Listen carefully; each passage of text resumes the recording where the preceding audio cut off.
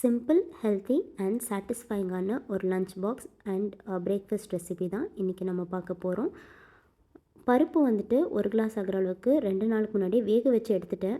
Actually 2 நாளுக்கு முன்னாடி சமைக்க வேண்டியது. பட் நான் சமைக்க முடியாத காரணத்தினால அந்த பருப்பு வந்து ஃப்ரிட்ஜில் வச்சு அதுக்கப்புறம் இன்றைக்கி வந்து சரி இதில் சாம்பாரே செஞ்சிடலாம், பேசிக்கான சாம்பார் செஞ்சிடலான்னு சொல்லிட்டு சாம்பாரே செஞ்சாச்சு. எண்ணெயில் வந்துட்டு கடுகு, அப்புறம் சீரகம், வெங்காயம், பூண்டு தட்டினது, அப்புறம் 2 வரமிளகா எல்லாம் சேர்த்து தக்காளி சேர்த்து நல்லா வந்து வணக்கி எடுத்துக்கோங்க. சாம்பார் பவுடர் சேர்த்து வேக வச்சுருக்கிற பருப்பு சேர்த்து நல்லா மிக்ஸ் பண்ணி ஒரு கொதி எடுத்து வச்சிட்டிங்கன்னா சிம்பிளான சாம்பார் ரெடி. இதுக்கு இந்த பீன்ஸ் துவரன் டேஸ்ட் அட்டகாசமாக இருக்கும். வேறு எந்த பொரியல் வச்சாலும் நல்லா தான் இருக்கும் இந்த சாம்பாருக்கு. பட் இன்றைக்கி நான் பீன்ஸ் கட் பண்ணி வச்சதுனால பீன்ஸ் துவரனே செஞ்சேன். எண்ணெயில் வந்துட்டு பீன்ஸ் சின்ன சின்னதாக நறுக்குனதை சேர்த்து ஒரு 1/4 டீஸ்பூன் மஞ்சத்தூள், கொஞ்சமாக உப்பு சேர்த்து நல்லா மிக்ஸ் பண்ணி ஒரு கிளாஸ் ஆகிற அளவுக்கு தண்ணி சேர்த்து வேக வச்சு பீன்ஸ் சாஃப்டாக வேக வச்சு எடுத்துக்கோங்க.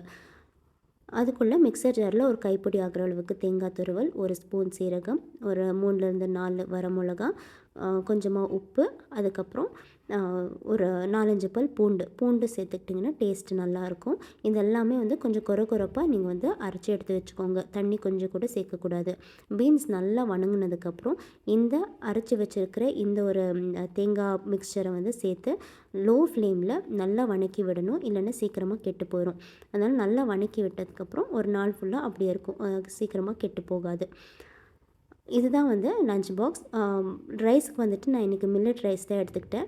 நார்மலான ரைஸ் எடுத்துக்கிட்டாலும் டேஸ்ட் நல்லா தான் இருக்கும். பட் ஹெல்த் ஆப்ஷன்ஸ்னால மில்லட் ரைஸ் எடுத்துக்கிட்டேன். பிரேக்ஃபாஸ்ட் என்னடா செய்கிறதுன்னு யோசிக்கும் போது சரி ஒருத்திக்கு தானே பிரேக்ஃபாஸ்ட்டுன்னு சொல்லி கொஞ்சம் ராகி கூழும் ஸ்ப்ரவுட் சாலடும் எடுத்துக்கிட்டேன்.